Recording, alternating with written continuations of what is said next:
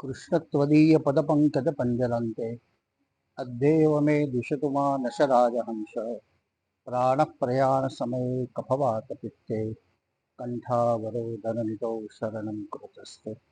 सर्व वैष्णवने जय श्री कृष्ण। या देवी सर्वभूतेषु लक्ष्मी रूपेण संस्थिता नमस्तस्यै नमस्तस्यै नमस्तस्यै नमो नमः।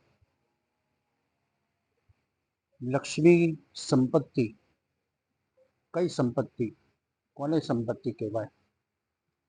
આપણે સામાન્ય સંપત્તિ એટલે સોના ચાંદી હીરા મોતી પ્રોપર્ટી ઇન્વેસ્ટમેન્ટ શેર એને સંપત્તિ માનીએ છીએ। સૌથી પહેલા સંપત્તિ દુર્લભો માનુષ દેહ દેહીનામ ક્ષણભંગુરઃ।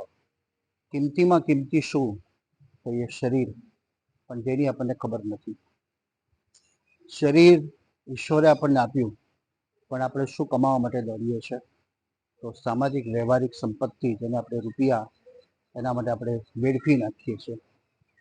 શરીર સારું હતું ત્યારે શરીર બગાડી નાખ્યું, અને શરીર બગાડીને સંપત્તિ બહુ જ ભેગી કરી, અને સંપત્તિ બહુ ભેગી થઈ તો શરીર બગડી ગયું। હવે શરીરને સાચવવા માટે, કારણ સાચું સુખ તે પોતે ન રહ્યા, એ સાચું શું છે આપણને સમય ખબર પડી ને શરીર સુખ સાચું છે તો આપણે લાખો ને કરોડો રૂપિયા ડૉક્ટરમાં આપી દીધા, આપણી પાસે શું રહ્યું? તો હતા ત્યારે ત્યાં જ। તો એક સંપત્તિ શરીર છે। શરીરને સ્વસ્થ રાખવું, શરીરને નિરોગી રાખવું, એ આપણી સંપત્તિ સાચી બતાવી છે। બીજી સંપત્તિ ભગવત નામ સ્મરણ, એની પણ આપણે કોઈ કિંમત નથી, કારણ ભગવાન બહુ સરળ છે, સહજ છે, પણ આપત્તિ વિપત્તિ આવે ત્યારે આપણે એને યાદ કરતા હોઈએ છીએ। તો એક સંપત્તિ ભગવત નામ સ્મરણ છે। ત્રીજી સંપત્તિ આશીર્વાદ છે।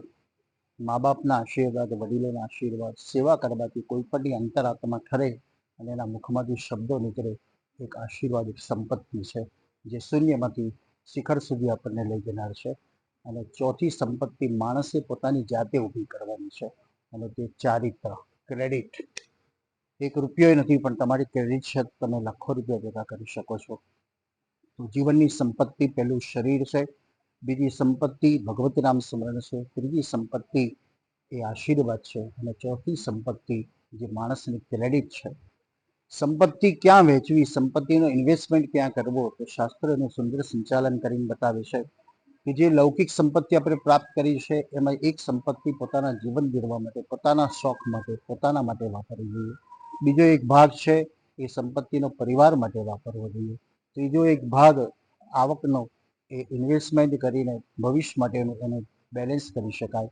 અને એક ચોથો પાર્ટ એ એક ઇન્વેસ્ટમેન્ટ છે, પરંતુ એ ઇન્વેસ્ટમેન્ટ એવું છે કે જ્યાં બેંકમાં એન્ટ્રી નથી આવતી, કોઈ પાસબુક નથી, અને એ સેવાના માર્ગની અંદર, સત્કાર્યના માર્ગમાં સંપત્તિ વાપરવી। સંપત્તિના 4 ડિવાઈડ કરવાના છે।